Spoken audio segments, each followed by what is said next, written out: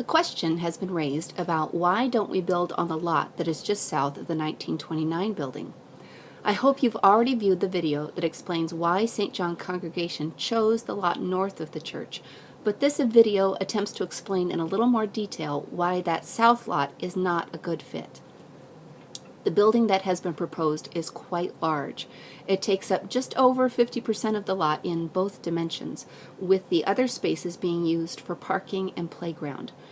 For the purposes of the rest of the graphics, let's flip this around. The lot just south of the 29 building is smaller. Now, I must confess that when I started to make these graphics, I had misunderstood the question and thought that it was being proposed to tear down the 29 building and use all of the space. That was not the question, and of course that space will be needed when we come to Phase 5, renovating the school.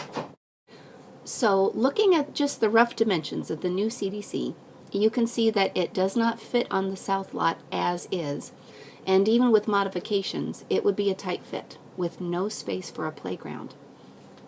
It was suggested that we use the school's playground, and while it is a fun, wonderful yard, it is not fenced, which leads to supervision and licensing issues. Also, just for practicality, we would be intruding on St. John's School's recess times, which isn't fair. Plus, the bathrooms would be across a parking lot, meaning that one staff person would have to leave the other staff person alone with all the children as they made the trek. There is also the issue of location.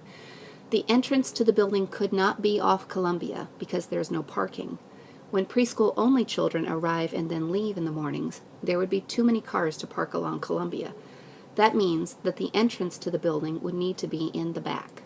Currently, the buses and the dumpsters reside there, and the image of the armpit of the property keeps coming to mind.